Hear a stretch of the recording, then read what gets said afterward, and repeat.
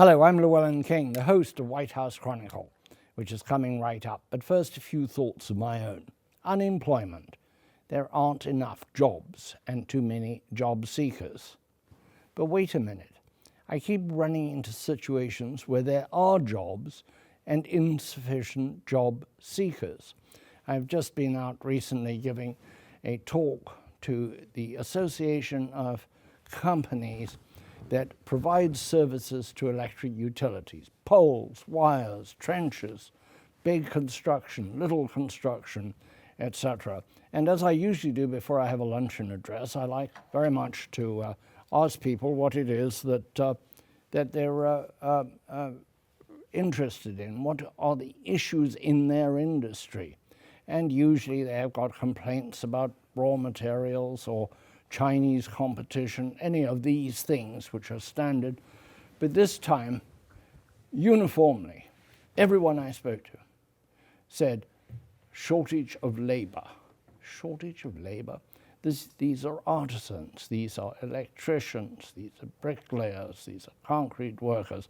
These are skilled people who work in companies that serve electric utilities. And that's very interesting that there should be a shortage of such people and that it should be the predominant concern of the industry, because the electric utilities themselves, and as you know, if you watch this program regularly or listen to it on the radio, is an interest of mine. And there have been severe shortages of linemen. We say linemen, but there are women who go up the poles as well. And that is a very solid job. That is a very good job. It has very good benefits. It's really quite a great career with some danger, some excitement, and a lot of esprit de corps. So clearly there is a disconnect between people available to work, keen to work, and the jobs. Part of it is just information, just knowledge, and those seeking help clearly have not done a good enough job at getting the word out. And those who need the jobs probably haven't thought that they could fit into that environment. I'm thinking particularly of people in the ghetto, of young minorities. There are jobs, there are people. We need mechanisms, more mechanisms to bring the two together. Maybe we could do it in the way that now there's so much computer dating. We need easy computer recognition of where the jobs are and where the workers are. The Million Man March, which was reprised recently in Washington, the standard thing in the stand-up interviews the television did with people at the march was, we need jobs, we need jobs. There's got to be a way of bringing these two together with a happy result. I'm surprised to find that there's a labor shortage all around the electric utility industry, which there is, though. It's a good place to work, good benefits, good pay, interesting work, and lifetime security in many cases. It's worth taking some effort, if you're looking for a job, to think out of the box, as they say. I hate that cliche, but it applies now. So take a look around. There are good jobs. Today I'm going to be talking to a very important, very special woman, Mary Dimmock. She is an activist for chronic fatigue syndrome, also known as myalgic encephalomyelitis. And if you've watched this program over the years, you'll know that once a year I do a program on this subject. I also maintain a website at MECFS Alert on the subject of this disease, this very terrible disease that no one knows much about, for which there is no immediate cure. Lifelong sickness goes on and on and on, debilitating and terrible. Mary, tell me how you came to be active in this field. Thank you for having me here, Llewellyn. It's a pleasure. My son became ill about 5 years ago after traveling through Asia after college, and came down with an intestinal pathogen, which then led to this disease. And he's been... Pathogen, we'd say a bug. A bug, Yeah. a bug, right. Which then turned into this disease. And he didn't know what it was for about a year, but gradually became ill, had to leave his job, had to move back home, went on disability, and 5 years later is still sick and not able to do very much at all. What are the symptoms? For him, the classic symptom is called post-exertional malaise, in which all of your other symptoms are exacerbated if you do even trivial activity. For some patients, as little as brushing their teeth or toileting. For other patients, they may be able to get up and walk around the house, or they may be able to go out to a store, but the activity of that can actually cause all their symptoms to get worse. The other symptoms that they have are cognitive dysfunction, is a hallmark of this disease. That is that you're fuzzy. You're can't fuzzy, write they properly, can't you remember can't words. For my son, it is worst. He hasn't been able to really read a sentence or two and make sense of it. This is a young man who graduated Phi Beta Kappa from college, and he now can't really read. And that for him is really difficult. Another symptom is orthostatic intolerance, where if they stand up, even just sitting down, their blood pressure can get out of control, their heart can race, and they have a difficult time managing their blood pressure. And there is no easy way of saying whether you have this disease or if you have some other disease with similar symptoms No. that may go away, but in the case of this disease, they seldom, if ever, go away. Right. There are certainly no approved biomarkers. There are ways that experts in this disease diagnose biomarker it. is something the doctor can test for Yeah. and find out. Exactly, exactly. There are And some mostly biomarkers are found in blood tests or urine tests or blood tests, urine tests. There is something called a tilt table test, which is used as a marker of orthostatic intolerance. So there are different ways that you can actually test.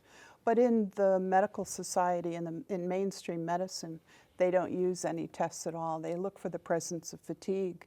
And this is actually part of what's created the controversy about this disease, because there are no accepted ways to diagnose it. In the past, it's been a diagnosis of exclusion. This program, White House Chronicle, likes to include what the government's role should be. Right. And the government's role here, by omission rather than commission, is very controversial. Am I correct? It's very controversial. And it's been very controversial for many years.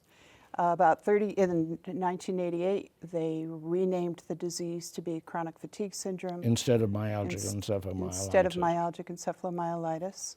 But more importantly, that created disbelief, but more importantly, they established a definition which only requires that patients have fatigue and not that they have the hallmark post-exertional malaise.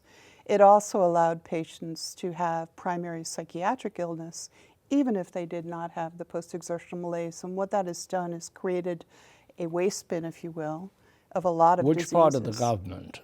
CDC. The Center for Disease Control. NIH also was involved. National Institutes of Health. Right.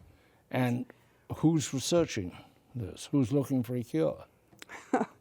There hasn't been very much done at all. The Institute of Medicine issued a report in February of this year where they said there's been a paucity of research outside the areas of psychiatry, and there's been remarkably little research funding. And as a result, there's only $5 million spent a year by the NIH on this disease. Of the enormous federal budget, right. $5 million. $5 million out of $31 billion. Now what's important to realize is this disease has an economic impact of $19 to $24 billion a year, which is roughly 4,200 times as much as the NIH spends each year on research. Why has it been so reluctant to put its money where it should?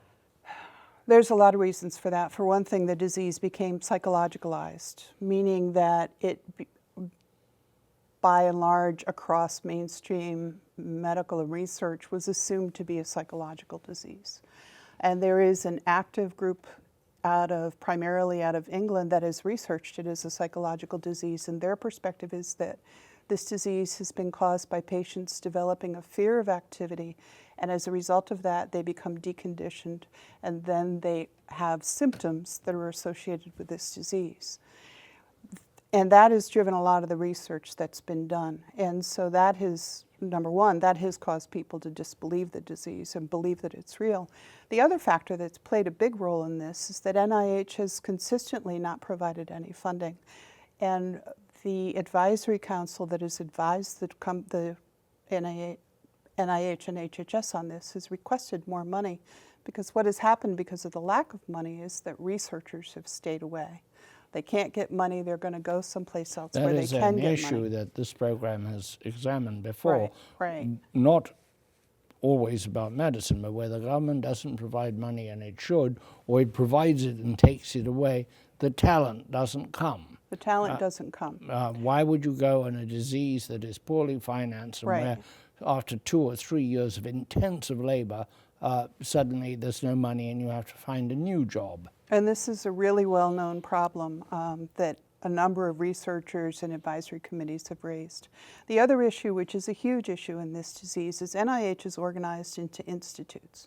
And those institutes are responsible for defining their strategy for each of the institutes and prioritizing where they are going to spend their money. In the case of this disease, it's been exiled outside of all the institutes. It's an orphan, essentially, outside of all the institutes.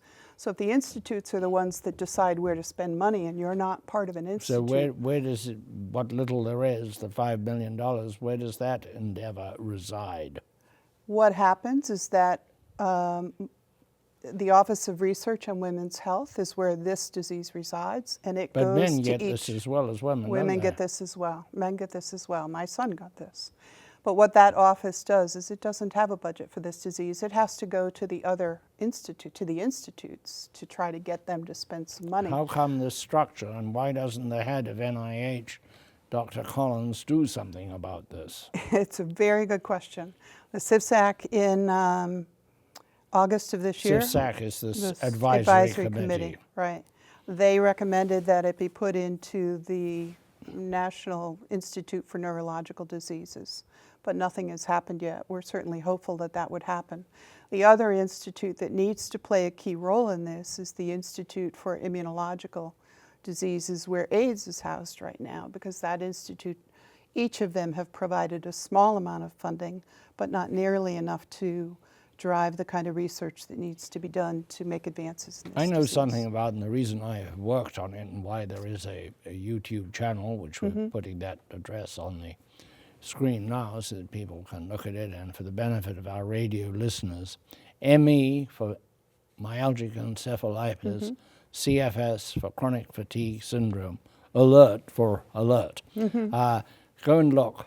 We've done more than 80 short films, and you see some of the terribly sick people talking, and some of the doctors who express their frustration, their difficulties. So I think you'll find it interesting if you're interested in how the government picks and chooses losers, and it's chosen this disease to be a loser for no known reason except that it's a difficult disease, and it has no lobby. There is no association, Mary. Most diseases have a lobby. You see people walking around Congress with armbands and holding press conferences. This one, because people are so very sick, that they can't really get there and express themselves. I suppose we should mention this extraordinary exception to somebody who's managed to be very sick and productive is Laura Hillenbrand, who wrote 2 bestsellers and yet can't leave her own house, she's so sick. Right. Which is confusing to people, because if she can produce these great books, how come she's so sick? But she is. And it's an act of will on her part. Well, I think also recognizing how long it likely takes her to do something. And patients may be able to do something, but they have to stretch it out over a very long period of time, be very careful not to exacerbate their illness. I wanted to come back to one thing you mentioned. In addition to how sick patients are, and I've worked with a lot of patients trying to do advocacy efforts, and they're just too sick to be able to do much. But the other thing that is really an uphill battle with this disease is the stigma that this disease has. The stigma and the fact that families don't understand, that people They who are don't providing care, the caregivers get fatigued year after year after year. I have an enormous accumulation of emails from around the globe from people who suffer. And some of these are, one woman says, I hope I don't wake up in the morning. I pray God every night that this may be the last night I go to bed. Others, there's a very high rate of suicide. And other similar expressions, and many saying, well, my husband left, but I can't blame him. I was no wife to him. and likewise men who are in deleterious situations. One of the difficulties I have is people who phone me and say, who should I see? They think there's a pill. And that's very difficult. What do you say to somebody? You're going to be sick for the rest of your life? Probably. I'm going to take a little break for station identification, and we'll come right back. This is Llewellyn King, and the program you're listening to is White House Chronicle. We are identifying ourselves primarily for the benefit of our wonderful listeners on Sirius XM Radio, the POTUS channel, channel 124. The audio from this program is broadcast 4 times every weekend on that channel. Also, we can be seen around the globe on the English language stations of the Voice of America and on 200 American television stations. Our guest is Mary Dimmock, an activist for chronic fatigue syndrome, also known by its older name of myalgic encephalomyelitis, whose son is grievously affected and who has given up her own career, which we'll talk about in a moment, for the purpose of trying to help people who suffer from this monstrous disease, this nasty disease that takes a life and puts it in a dungeon and doesn't let it out. I actually want to follow up on the point you just made, if I could. In addition to the stigma, there's a tremendous amount of misunderstanding about this disease in the medical community, even today, even after the IOM report, which talked about Institute of Medicine report, which came out in February, which talked about the debility of this disease and the biological underpinnings of that debility, especially in terms of impairment of how the body produces energy. And yet a recent article, which was generally favorable to the IOM report, still said that it's important for patients to avoid this disease becoming a lifestyle. This disease, no patient would choose this as a lifestyle. This is a life sentence. I got into this because a very close friend of mine, who I hadn't seen in many years, and when I did see her, she was in had suffered terribly. She had been at the peak of a young life, successful in Wall Street, successful in her life in every way, an athlete, and she was just debilitated. Just luckily, she had some financial resources, so she wasn't sleeping in the street, as some people are. Don't forget, I've had letters from people or about people who've slept in cars, and nobody believes them. Their families don't believe them. In some ways, it seems, just from my correspondence, that the men are worse off because their fathers tend to say, oh, you're malingering. Get out there. There's one lady we both know whose son actually died because he tried to beat it by exercising and killed himself. By accident. He was 15 years old and he thought, I will be a man. I will exercise. I will beat this with exercise. A truly terrible situation. Mary, tell me about yourself. You were working for a pharmaceutical company. You understand something about pharmacology and how research organizations work. How does Big Pharma, the big companies, how do they pick a disease? We, the lay people, tend to think that they're dedicated scientists. They're working on every possible ailment. It's not so, is it? No, it's certainly not so. Pharmaceutical industry and pharmaceutical industry as a business is a really risky business. You have a disease that you don't know how to treat. You may not know a lot about it biologically. You're trying to find a compound that's going to have efficacy, going to have an effect on that disease, but not cause side effects, and be at a reasonable price to be able to create. Let's tell people what it costs to develop a new medicine. Billions of dollars. Billions of dollars. Just think about that, billions of dollars for a pill, for what they call an infusion, something that's put in the vein.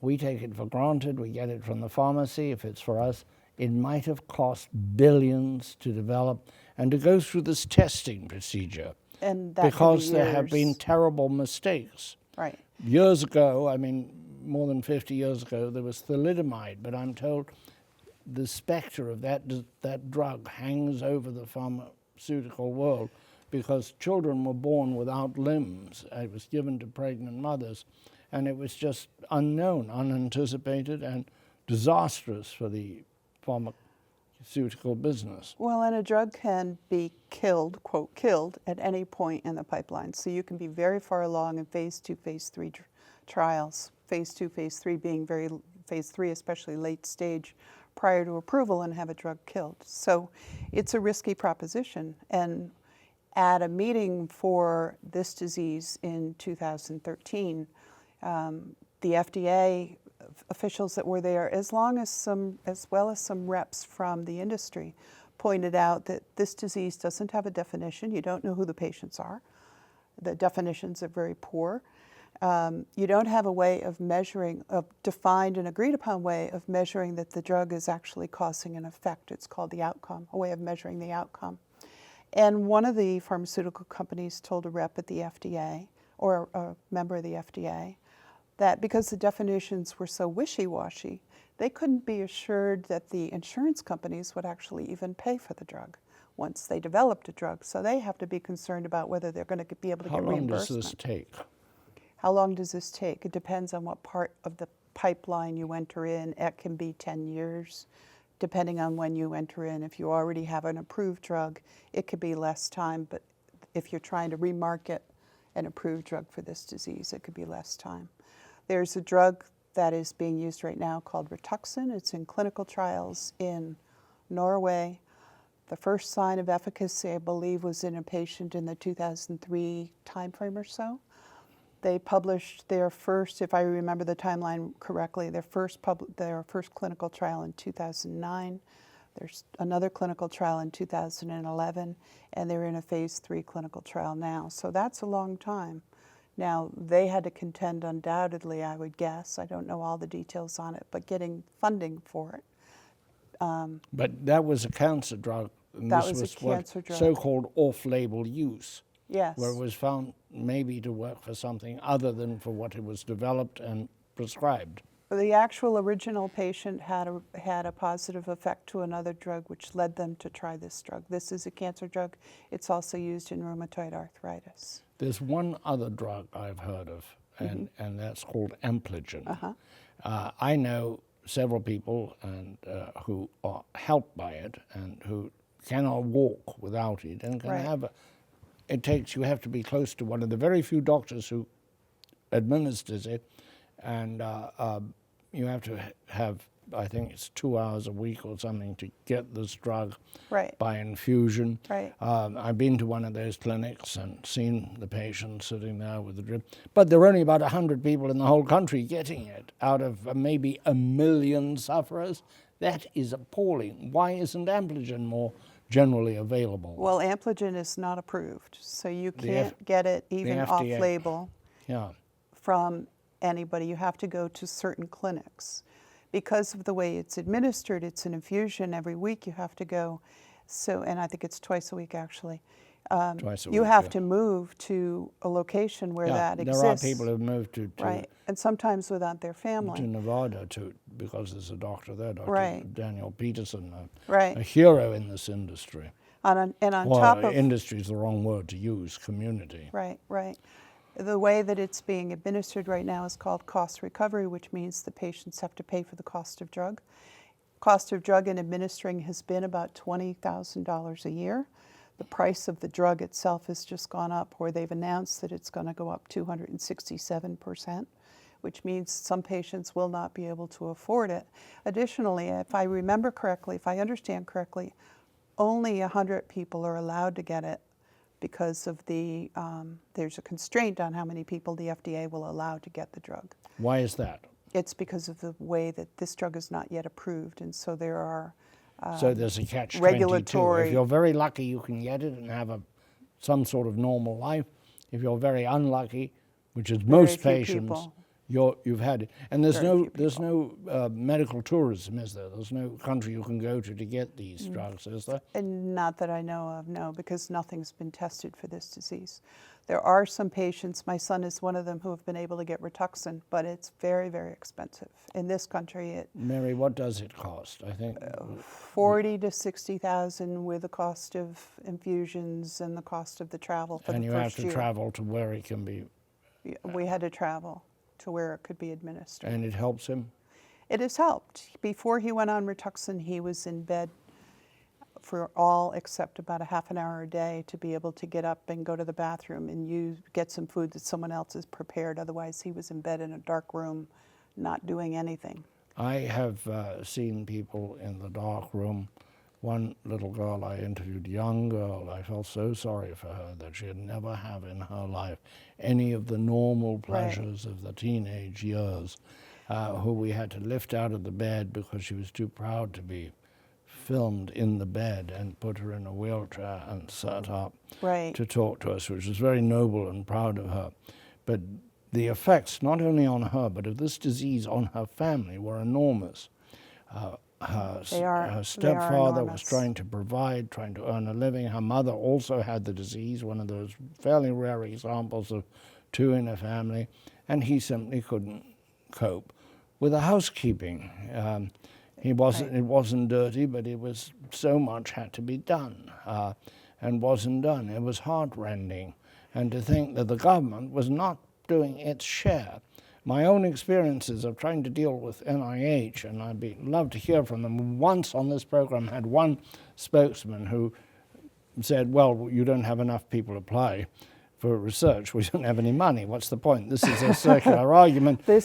And then one doctor I wanted to interview, on television, of course, they said, well, she will do it if you, on the telephone, if you write out the questions. Well, I don't write out questions. It's against the basic concept of journalism. And you cannot do a television interview on the telephone. It was preposterous. And year in, year out, I've been doing this for 5 years, no word out of any of the government departments. And this is a catch-22 that we've been in for a long time as far as research. There's other issues as well, but as far as research, you don't have enough.